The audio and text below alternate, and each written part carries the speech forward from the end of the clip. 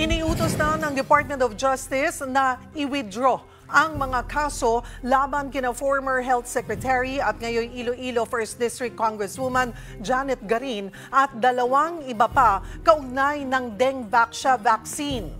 Partikular yan sa 78 kaso ng reckless imprudence resulting in homicide na dulot umano ng kontrobersyal na bakuna kontra dengue. Inatasan ng DOJ ang Prosecutor General ng Quezon City Regional Court na i-withdraw ang mga kasong inihain noon ng Public Attorney's Office. Matatanda ang halos 700,000 na bata ang binakunahan noon ng Dengvaxia sa buong bansa sa ilalim ng anti-dengue vaccination program na pinondohan noon ng pamahalaan ng 4 bilyong piso. Pero ilan sa mga naturukan ang nagkaroon umano ng severe symptoms at kalaunan ay pumanaw. Kaugnay niyan, makakasama natin si former Health Secretary at ngayon po ay Iloilo 1st District Congresswoman Janet Garin. Magandang tanghali po sa inyo, Kong. Salamat po sa oras. Magandang tanghali, Ma'am Cheryl, at maraming salamat sa pag-imbita. Ano po ang inyong naging reaksyon nang malaman, matanggap po ninyo itong balitang ito? Well, talagang ikinagagalak namin ito, lalo na't nagiging liwanag ito para sa ating mga Filipino scientists, experts, and public health practitioners. Kasi nga, sa totoo lang, itong 98 cases, etong mga batang ito ay nabakunahan nung kapanahonan na ni Secretary Ubial na naipagpatuloy ni Secretary Duque. So talagang very unfair na idinadawit pa yung mga officials na hindi naman kasama na doon sa programa. But of course, aside from that, it's kaparehong-kapareho, copied and pasted na kaso, pinapalitan lang yung pangalan, copied and pasted din na autopsy, maski na di-dismiss na sa korte, nire-refile lang sa DOJ. So it's very hindi po namin ma-describe. We're out of words because ito po ay matutuldukan na yung paghaharas sa amin ng mga public health practitioners. Balikan lamang po natin kung yung kaso. Ang kaso po ay dahil umano sa mga pumanaw matapos maturukan ng Dengvaxia. Bakit nga po ba nangyari ito? Para ma-refresh lang po yung ating mga viewers din po on this case. Well, yun yung naging aligasyon ng Public Attorney's Office. Pero kung tingnan natin yung totoong dokumento, yung iba dito namatay sa natural causes, no? Andun yung nag-rupture yung appendicitis at hindi kaagad dinala sa hospital, kaya sumakabilang buhay, our condolences sa pamilya. Meron din yung may amoeba, pero nagdama or discharge against medical advice. At sa kadahilanan yun, syempre talagang madidehydrate ka at magkakaroon ka. You will be in shock dahil ilang araw, no, more than a week na hindi nagkakaroon ng fluid replacement. Yun, meron ding may brain tumor, meron ding merong infectious disease, no? Pero bawal, no, based sa batas na sabihin. Meron ding may leptospirosis, no? Iba-ibang sakit, meron pneumonia. And the medical records revealed everything, no. Ang akusasyon dito ay nabakunahan daw at dahil sa bakuna nagkakomplikasyon at nagkaroon ng neurotropism-like disease and viscerotropism-like disease leading to death. Yun yung nakasaad sa autopsy report ng Public Attorney's Office. However, sa mga kaso na similar cases na idinaing sa korte na dismissed, ni-refile at nagkaroon na ng mga hearing, tinanong sila, saan ba nanggaling itong terminologies na ito? At hindi nga nila ma-pinpoint. So lumalabas doon sa base, doon sa RTC, Regional Trial Court documents, na yung mga batang sinabi nilang namatay sa neurotropism-like and viscerotropism-like illness, sang-ayon sa affidavit ni Dr. Erfe at ni Dr. Lechon, yung dalawang sakit na yon ay hindi not-trace sa any medical journal or any medical book. In other words, these are non-existent illnesses, but illnesses that were actually coined by the Public Attorney's Office. Kaya po, grinant yung demurrer namin dun sa RTC. So itong 98 cases are more or less similar cases. Parang gusto nila is ulitin na naman, no? Kaya napaka-obvious na ito'y harassment na sa ating mga doctors, vaccinologists, and public health experts. Kung naging talagang controversial po ito, no? At to the point na maging ang publiko po ay nawalan ng kumpiyansa or trust po sa dengue vaccination.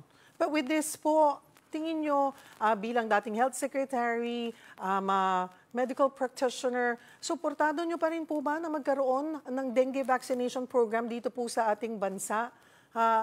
Yes, no. Dengue siya pa Ako rin po ba? isang Or- vaccinologist. Opo, I was go. trained in advanced vaccinology, kaya alam natin no, yung benepisyo ng mga bakuna. Hindi naman po yan sa pilitan. At naging epekto nga nito, nagkaroon tayo ng polio outbreak, nagkaroon tayo ng measles outbreak, Japanese encephalitis outbreak, pertussis outbreak, and we need to watch out for the incoming years. Malamang dahil maraming hindi nabakunahan din ng Hepa B, magkakaroon tayo ng maraming kaso ng liver cancer or hepatocellular carcinoma. So ang mahirap kasi dito ang nangyayari, yung press conference of France which was in French was sinadya na putulin yung ibang impormasyon para lumabas na merong side effect na nakakamatay. Although ang sinasabi nga ng WHO was iba, parang kapag ikaw ay hindi pa nagka-dengue at ikaw ay nabakunahan after 3 years, the possibility of a booster dose is there. Yun lang po talaga ang naging meat ng kanilang announcement. Kaya lang nagkaroon na ng infodemic, no, or mga peking interpretasyon at nawalan ng boses ang totoong mga eksperto. Kaya nangyari yung nakakalungkot na mga pangyayari. Pero kung kayo po ang tatanungin, may dapat bang pagbabago o pag-iingat kung magsasagawa po ulit ng dengue vaccination program? I believe ang kailangan na reforms is yung accountability ng mga magpapanggap na eksperto, magre-release ng mga maling interpretation at wala lang, no? Kasi na politika ang kalusugan. The problem was in the messaging, yung pinagbigyan. And sabihin na natin, yung totoo, yung previous DOH naging parte nga ng away, no? The Aquino administration and the Duterte administration, naging biktima dito yung ating mga eksperto. Naipit sa giyera ng dalawang powerful people, yung outgoing administration and the incoming administration. At yun nga, pumasok din yung mga gustong alam mo naman, para naging trend na kapag wala na sa power yung isang tao, babanatan. So para makapasok doon sa panibagong administrasyon. Ang nakakalungkot lang dito, ginamit ang kalusugan, no? Na politika ang kalusugan. At hindi po totoo yung mga sinabing announcement kasi ang severe dengue was translated to plus 1 day of hospitalization in 0.001% of the seronegatives. Ibig sabihin nun, napaka-konti at ang severe dengue ay plus 1 day of hospitalization. So, mas malala pa yung epekto kapag hindi ka bakunado. At ang hindi nga sinasabi doon is, sa Pilipinas, 93% ang ating seroprevalence. Ibig sabihin, alam mo man o hindi, nagka-dengue ka na. Kasi kita yan sa pag-aaral na ginawa ng ating mga eksperto at scientifico na sinang-ayunan ng World Health Organization. In other words, yung situation sa ibang bansa ay hindi applicable dito sa atin. So doon po nanggaling ang mali, no, ang twisted facts and twisted information. So much so that nawala ang boses ng totoong eksperto. So doon tayo sa accountability ng mga nagre-release ng pampatakot na medical information, yung mga alarming o yung mga alarmists na naglalabas ng impormasyon na unfortunately nakaka-produce ng negative health impact sa ating mga kababayan. Pinababaliktad po ng Volunteers Against Crime and Corruption, pati po ng Public Attorney's Office, ang desisyon ng Department of Justice. Ano po ang masasabi niyo on this at ano rin po ang susunod niyo pang hakbang? Well, karapatan nila yan. Kaya nga lang, ang katanungan namin, maski sa korte, di po ba kapag ikaw complainant, gusto mong bilisan ang hustisya at pagdinig? Bakit dito? 4 na beses na yata nilang pina-inhibit yung mga judges. Not every time merong decision, pinapa-inhibit yung judge, kaya back to step 1 ulit kami. So tila, ando dun yung mali siya na makikita mo na yung Dengvac siya ay ginagamit ngayon na justification ng napakalaking halaga ng gastusin na ginastos ng Public Attorney's Office. Yan ang dapat na tingnan ngayon. Ilang bilyon ba ang nagastos ng Public Attorney's Office in relation to ambulance chasing, case build-up in relation sa Dengvaxia? Kasi yung mga office supplies, meetings, hiring ng mga consultants, kaliwat kanan na travels, maski yung bayad sa mga autopsies, yung mga press release nila, yung mga advocacy nila kasama yung kanilang mga kaibigan, no, sa media, and then yung tinawag nilang mga eksperto na hindi naman totoo. Magkano ang ginastos ng gobyerno doon? Kasi even yung rally, obvious naman na merong nasa likod eh. Pati frame uniform, pati sulat uniform, pati yung paghakot, yung pagkain.